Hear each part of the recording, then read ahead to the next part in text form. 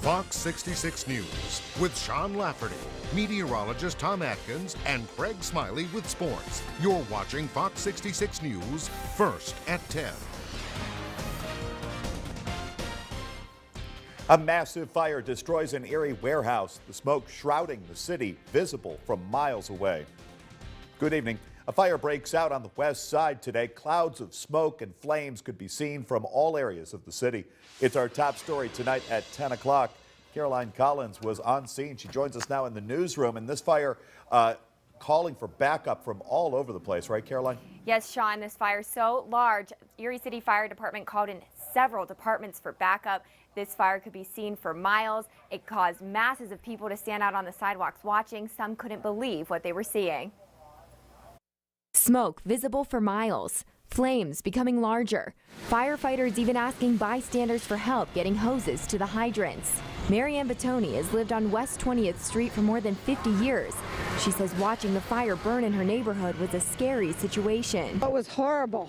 You couldn't see. That's all there was billowing black smoke. Even the sounds, Mary says, were enough to know something was wrong.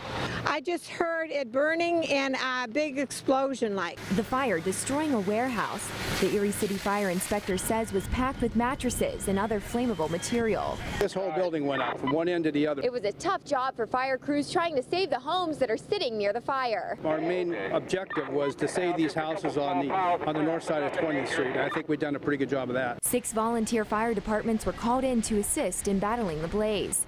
Water pressure running low, but crews continue to fight the fire. Ladder trucks helping firefighters contain the flames from surrounding areas. No, we're just trying to see if we could determine what caused it, but that's going to be a while.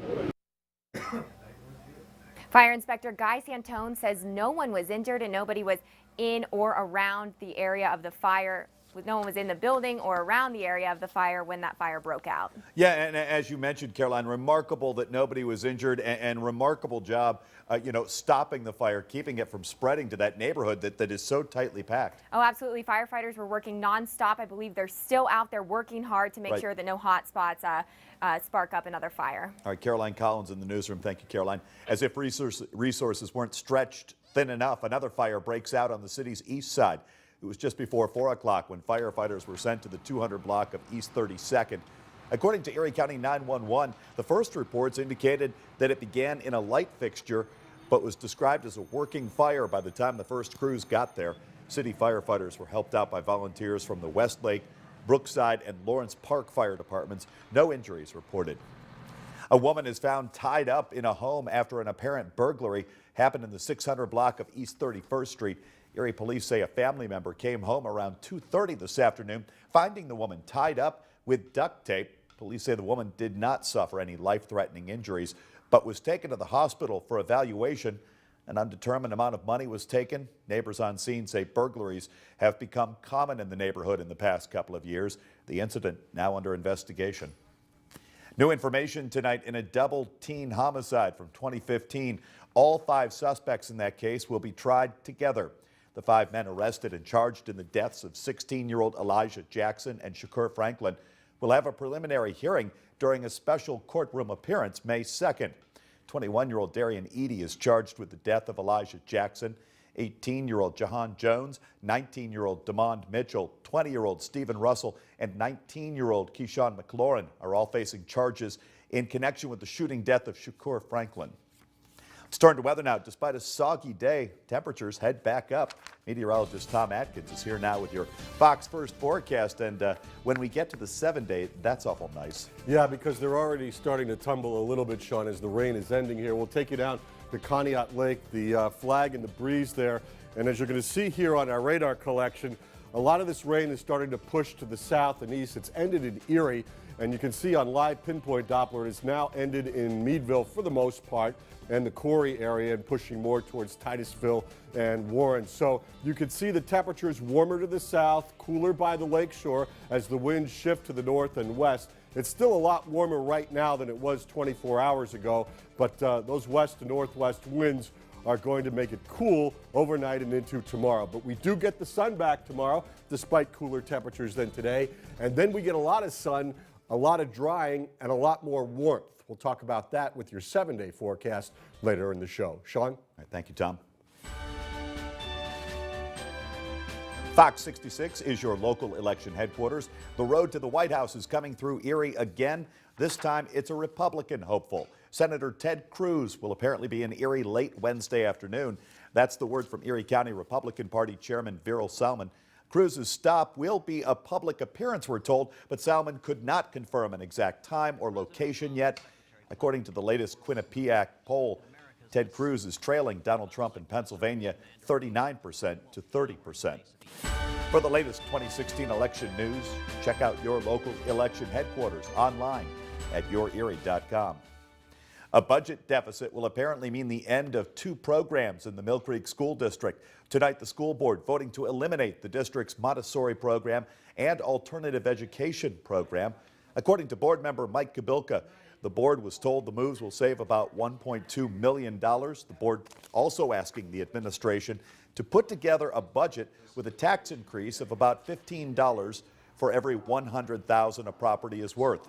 Kabilka says 2 clerical jobs and 1 administrative job are being cut. Budget talks are expected to continue next week. After years in the making, what's being called the city's first ever comprehensive plan is unveiled with millions of dollars of suggestions for bettering the city. Jess Dowdrick reports. You do, and what kind of hours? It's a plan that hopes to do 2 things.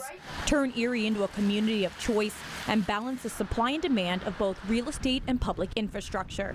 To think that we're going to accomplish everything in this plan over the next 10 years is quite ambitious. The plan comes with a $600 million price tag if the whole plan is executed. That's why prioritization is important. We've managed to invest many millions of dollars in our neighborhoods over the last 10 years, and so we'll continue to do that. And there's a lot of grants and federal programs and things like that. The plan suggests dozens of things, including creating a connection between the Bayfront and downtown, redeveloping the 12th Street corridor, and demolishing and rehabilitating the worst vacant homes. The plan suggests taking action in 5 areas of the city: downtown, the Bayfront, 12th Street, the East Bayfront, and West Bayfront. If we want to attract economic development into the city, whether it's manufacturing or technology or tourism, we have got to have good, solid neighborhoods where people would want to live. So with all of these ideas, how do you make the plan work? Well, the plan says that collaborative relationships are key, so agencies, departments, and neighborhood groups all need to work together. Implementation is the hard part because funding the projects is the hard part. So that's always the biggest challenge, and we'll continue to be very diligent about grants and things that we've had success in the past getting. Jess Dowdrick, Fox 66 News. To read the entire comprehensive plan, you can find a link on our website, yourerie.com. Former Mill Creek Township Supervisor Rick Vigaski has lost his latest attempt to get unemployment benefits. Today, an appeal referee ruled the township did not have to pay the benefits. Vigaski left the township after deciding not to run for re-election, but because supervisors also do a township job, he put in for benefits. After first agreeing to the benefits, the state later reversed the decision, which the referee upheld.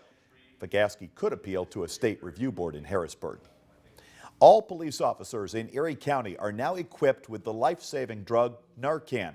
Erie County District Attorney's Office pushing for the change for more than a year. Leanne Stuck has continuing coverage tonight at 10. According to the 2015 Erie County Coroner's Death Report, of the 59 total drug deaths last year, 32 of them involved heroin.